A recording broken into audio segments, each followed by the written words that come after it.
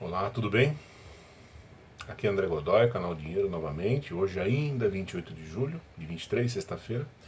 E conforme prometido, este é o vídeo em que eu vou ler para vocês alguns trechos de um livro muito importante do Schumpeter, um livro chamado Capitalismo, Socialismo e Democracia. Tá?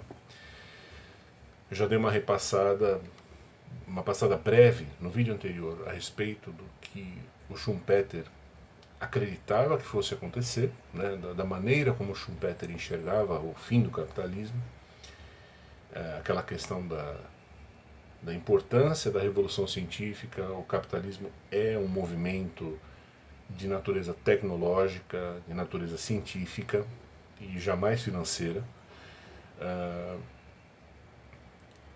Pesquisa e desenvolvimento custam muito caro, você precisa, portanto, da formação de empresas com enorme capital, e a formação dessas empresas de enorme capital, elas acabam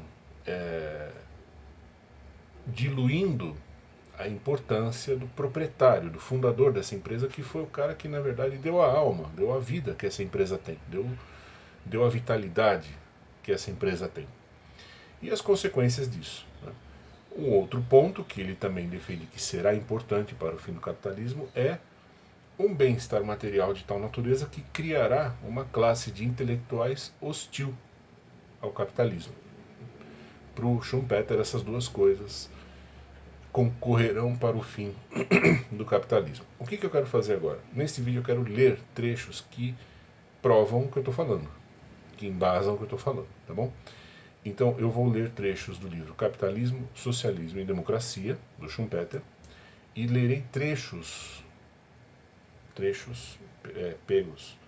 Porque ele às vezes ele mistura assuntos de um outro capítulo, então a gente, para sintetizar a coisa, a gente é meio que obrigado a destacar, né? Fala, bom, este parágrafo tem a ver com esse, para você tira do meio para dar continuidade ao assunto, para dar fluxo, né?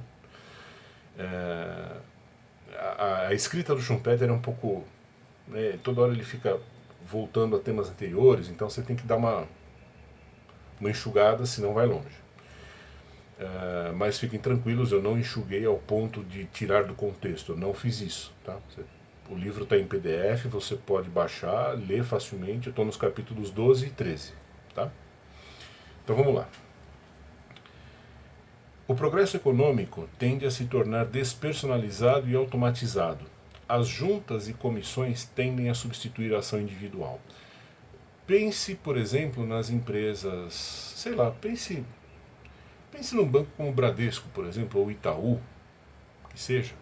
O que eles são hoje e o que eles eram quando eles foram fundados. Né? O Amador Aguiar, quando fundou o Bradesco, as pessoas tinham acesso a ele diretamente. Ele estava lá todo dia nas agências. O homem morreu. A coisa ficou grande demais e aconteceu isso. O progresso econômico tende a se tornar despersonalizado e automatizado. As juntas e comissões tendem a substituir a ação individual. O Bradesco, à medida que o tempo foi passando, ele foi precisando cada vez mais de dinheiro para se tornar um banco dominante no mercado, ele teve que vender ações dele no mercado. Então, o que aconteceu? Novos investidores foram entrando, a coisa foi crescendo e a figura do dono, ela foi com o tempo diminuindo de importância, até que chegou uma hora, no caso do Bradesco, que acabou, porque o homem morreu. Né? Mas se você pegar, por exemplo, uma empresa como vamos pegar uma grande farmacêutica, a Pfizer, por exemplo. Ela, no começo, ela tinha dono. Né? Havia pessoas ali, seres humanos, que eram donos da empresa. Mas ela foi precisando cada vez mais de dinheiro, ela foi cada vez mais recorrendo ao mercado de capitais, a participação desses donos foi diminuindo, eles foram tendo que contratar cada vez mais gente, cada vez mais gente, cada vez mais gente, e aí aconteceu isso. Quer dizer, as juntas e comissões tendem a substituir a ação individual. O dono, a figura do dono meio que some. Ela começa a acontecer dentro da empresa um processo de, digamos assim, de burocratização. Tá? Uma coisa puxa a outra. Né? O cara está numa área em que ele precisa ser disruptivo. Então, a matéria-prima do capitalista é a revolução científica e é a inovação tecnológica. Então, ele precisa de grana para bancar essas pesquisas. Portanto, ele tem que recorrer ao mercado de capitais, abrir seu capital. Quando ele faz isso, ele consegue a grana que ele quer, mas em contrapartida, ele passa a mandar menos na própria empresa. Por quê? Porque ele passa a ter uma participação menor no capital e começa a ter mais gente lá dentro. Ele tem que delegar funções, ele tem que começar a confiar nas pessoas. Então isso vai começar a burocratizar a máquina da própria empresa. O Schumpeter continua: se a evolução capitalista, o progresso, cessar ou se tornar inteiramente automático, essa parte é importante. O que é um progresso ou uma evolução capitalista se tornar inteiramente automático? É quando, bom, neste mês aqui, como que nós vamos supor que nós somos, sei lá, uma indústria farmacêutica. Tá, nesse mês aqui nós vamos dar início à pesquisa de X novos produtos. Por quê? Porque a meta da empresa é todo mês dar início a uma série de pesquisas, tal. Veja, é uma coisa automática, já passou a ser faz parte do manual da empresa, da política da empresa. Ela vende isso até para os acionistas. Olha, nós temos por política a cada mês começar uma nova pesquisa de um novo remédio. Não é assim. Quem trabalha com ciência sabe que não é assim que funciona. Né? Você não tem essa, falar, todo mês eu vou comer. Não, você está lá pensando, amadurecendo uma ideia, de repente a ideia cai. Não é todo mês. Não é uma coisa automatizada. Não é assim que funciona a inspiração humana para desenvolver produtos, né? Para investigar, para criar, que a matéria-prima da ciência e da tecnologia é isso. Né? Então, a partir do momento que você automatiza esse processo, já começa a dar problema. Se a evolução capitalista, o progresso, cessar ou se tornar inteiramente automático, a base econômica da burguesia industrial será reduzida finalmente a salários, semelhantes aos que são pagos por serviços administrativos comuns, excetuando-se os remanescentes das rendas de terras e de lucros. Por que ele fala isso? Porque justamente a partir do momento que você automatizou o que tem dentro de uma empresa, os procedimentos, as iniciativas, tal, provavelmente você está no momento em que o próprio burguês, né, o dono, ele também já está numas de receber salário. Né? Quer dizer, ele já não está mais... A coisa já chegou num tamanho em que ele próprio está na folha de pagamento da empresa. Ele não vai mais ganhar pela descoberta, pela invenção. Não, ele também já faz parte do RH da firma. Tá? Uma vez que a empresa capitalista, devido ao seu próprio êxito, olha que interessante, devido ao êxito, tudo isso é devido ao fato de ela ter crescido, ter ficado grande e tal, devido ao seu próprio êxito, tende a automatizar o progresso, impõe-se a conclusão de que ela tende a se tornar supérflua e fragmentar-se sob a pressão do seu próprio sucesso. Por que isso? Por que quando ela cresce desse jeito ela tende a se tornar supérflua? Pelo que ele vai falar agora. A unidade industrial gigantesca, perfeitamente burocratizada, não somente expulsará a firma pequena ou de tamanho médio, né, expulsará do mercado, não somente expulsará a firma pequena ou de tamanho médio e expropriará seus possuidores, mas finalmente expulsará o empresário. Olha que louco isso. A grande empresa, a grande unidade industrial, ela expulsará o empresário e expropriará o burguês como classe,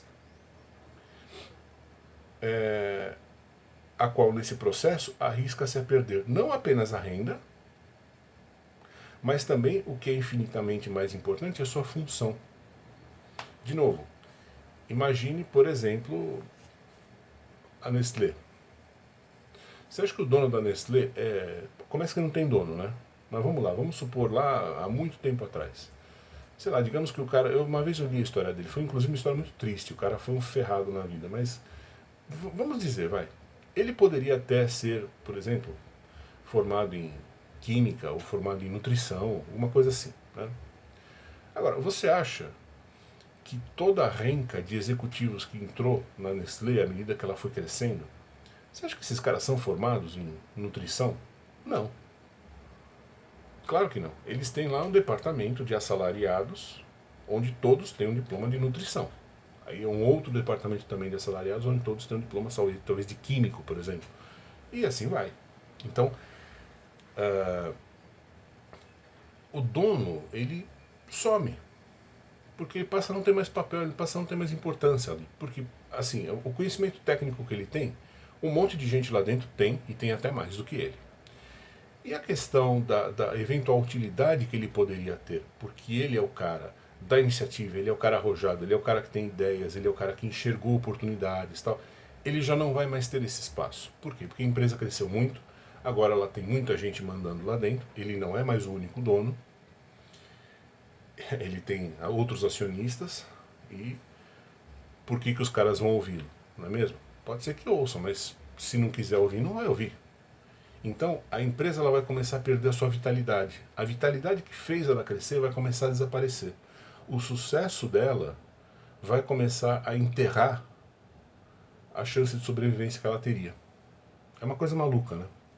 Num certo sentido, pelas razões erradas, tá? Mas o Marx disse isso. Marx disse que a famosa frase que o capitalismo contém o germe da sua própria destruição. Né? A frase está certa. É que o Marx ele dizia isso porque ele achava assim, o capitalismo vai empobrecer tanto as pessoas que no fim elas vão se revoltar e vão destruir tudo e tal, vão fazer revolução. Né? É o que a gente leu no vídeo de ontem. Quer dizer, o Marx, como bem disse meu amigo Alex, né, obrigado pelo termo, Alex, o Marx era um capitalista recalcado. Né? Ele entendeu que a coisa era boa, mas ele falou, não, deixa eu mudar aqui as minhas previsões e justificativas. Né? Mas ele enxergou que a coisa funcionava, que a coisa era boa, e ele enxergou também que o capitalismo tem o germe da sua destruição. E tem mesmo. O Schumpeter está falando isso aqui. Né? A empresa ela vai acabar tendo que crescer tanto que a figura do dono vai se perder lá dentro. Os verdadeiros líderes do socialismo, olha que louco, não foram os industriais e agitadores que o pregaram, mas os Vanderbilts, os Carnegies e os Rockefellers. O próprio êxito da empresa capitalista tende, paradoxalmente, a enfraquecer o prestígio e o valor social de uma classe primariamente ligada a ela. Ele está falando da burguesia. E que a unidade gigante de controle tende a eliminar a burguesia da função a qual deve sua importância social. Quer dizer, a unidade industrial gigante de controle tende a eliminar a burguesia da função que ela tinha dentro da própria empresa e dentro da sociedade. Né? A modificação correspondente no significado e a incidental perda de vitalidade das instituições do mundo burguês são fáceis de demonstrar.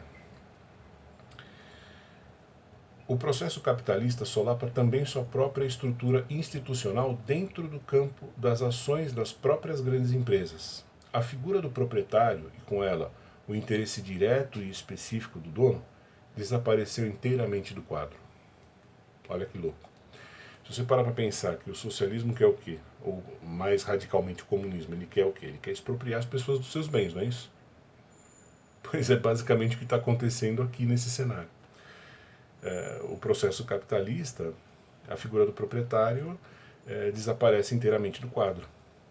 Temos ainda os administradores assalariados e todo o conjunto de gerentes e subgerentes, assim como os grandes e pequenos acionistas.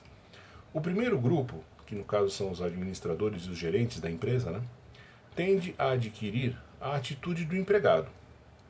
E raramente, se é que em algum caso, identifica-se com os interesses dos acionistas, mesmo nos casos mais favoráveis.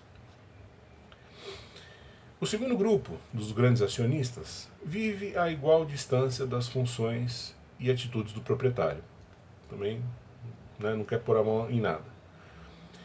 Quanto ao terceiro grupo, os pequenos acionistas muitas vezes não se preocupam com o que para a maioria deles é apenas uma pequena fonte de sua renda.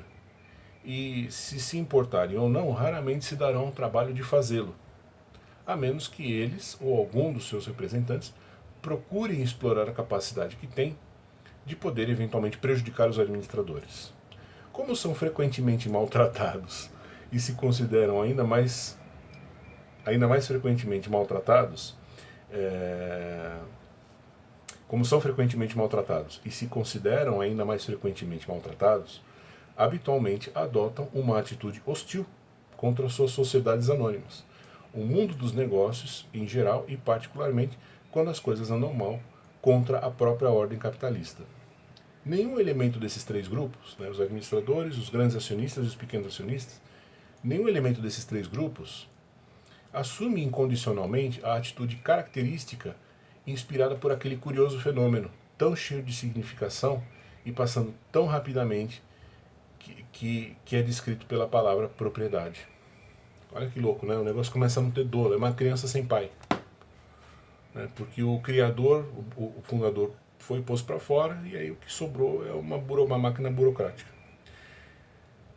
Tudo isso compõe uma parte do cenário. A outra parte do cenário da destruição do capitalismo, da morte do capitalismo, viria por quê? Porque ele geraria um bem-estar econômico tão grande que permitiria a criação de uma classe de intelectuais que seriam hostis a ele. E aí entra no capítulo 13, o Schumpeter fala o seguinte, a hostilidade do intelectual. Aí seria uma segunda razão para a morte do capitalismo. As condições favoráveis à hostilidade contra um sistema tenderão a provocar o aparecimento de grupos que as explorarão. No caso da sociedade capitalista, há um outro fato que deve ser notado.